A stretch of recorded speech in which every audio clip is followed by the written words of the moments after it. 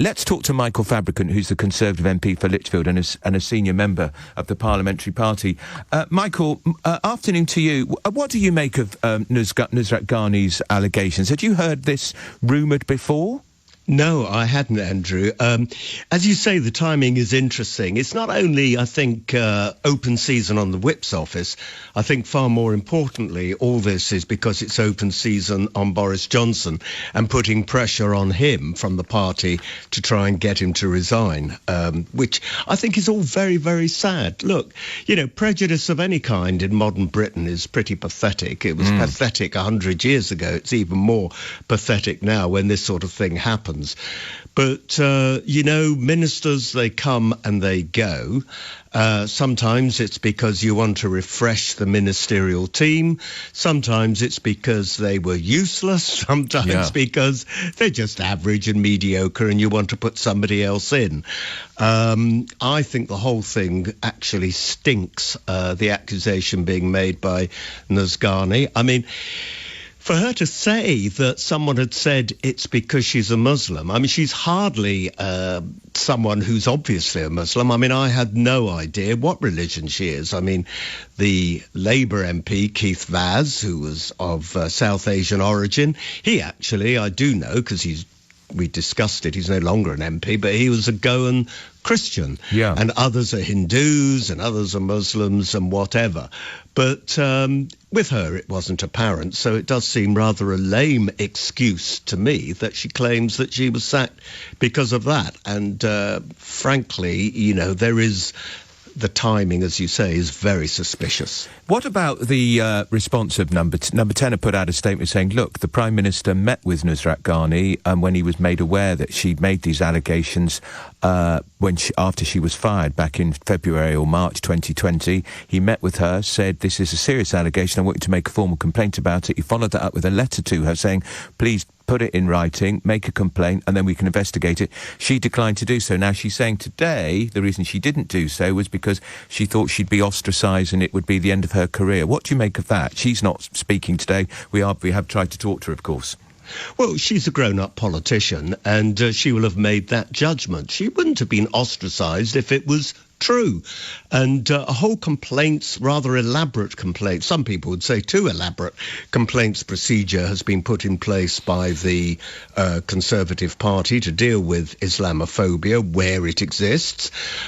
In addition, she was free also to make a complaint to the police if she wished to, or indeed to the Speaker if she had wished to. There were a whole series of options that were open to Nus Ghani if it were true. And she chose not to, and that's a question, as indeed the question that you're asking, Andrew, precisely why 2 years later has she decided to resurrect this all again.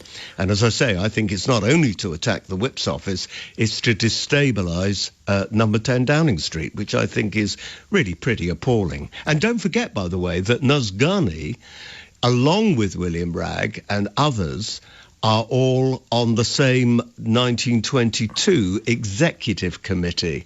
And some of them, Gary Sambrook has come out. Gary Sambrook's a good friend of mine, but I know that he's put a letter in, of no confidence to the 1922. He's on that same officers of the 1922 committee that Nus is in. So, it's very interesting at the moment what is happening and the timing.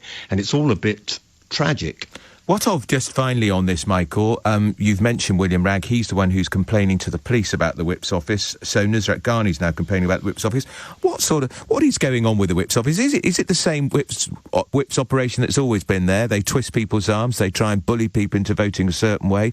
'Twas ever thus in every single political party. Well, indeed, there's a wonderful story, isn't there, which Jack Straw, the former Labour Home Secretary, talks about, saying that when he first became a Labour MP, his whip grabbed him by the balls. Can I talk about the balls on LBC? I've said it now, I'll say it again. Grabbed him by the balls and with tears streaming down his eyes through excruciating pain, Jack Straw says, "What are you doing that for?" And he says, "To let you know it'll be worse if you ever break the whip." So while I could say 'twas ever thus, I mean, that sort of thing does not go on in the Conservative Party Whip's department, and I don't suppose it does now in the Labour Whip's office. Look, they're pussycats. At the end of the day, if you want to vote against the government, what the Whips do is cajole you by saying, look, we can let you meet a minister. Perhaps he can explain to you why the government's taken this line. Sometimes the minister says, boy, you've actually raised quite a good point. We'll put down a government amendment to our own bill to make these changes. And quite often, I mean, only last week we were voting on government amendments to legislation because people were expressing those views. And that's a good thing. Also, you get, the moral thing, you're sort of like not behaving in a way that your colleagues will respect. Do you really want to let your colleagues down? There's all sorts of things, but they're hardly black arts. I mean, years ago, I worked on that brilliant BBC television series, House of Cards, with Ian Richardson as the actor, lovely guy. Who I used to know fairly well. Ian Richardson, who played Francis Urquhart, the wicked whip, who had the black book, and he would say, the marvellous line, I'd like to put a bit of stick around.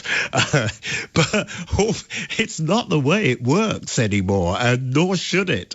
Those days are long gone, if those days ever existed at all. So I think people tend to imagine the way the Whip's office works. They're more like, as a former Whip once said to me, I think it's a good way of putting it, an HR department, but with a bit of attitude.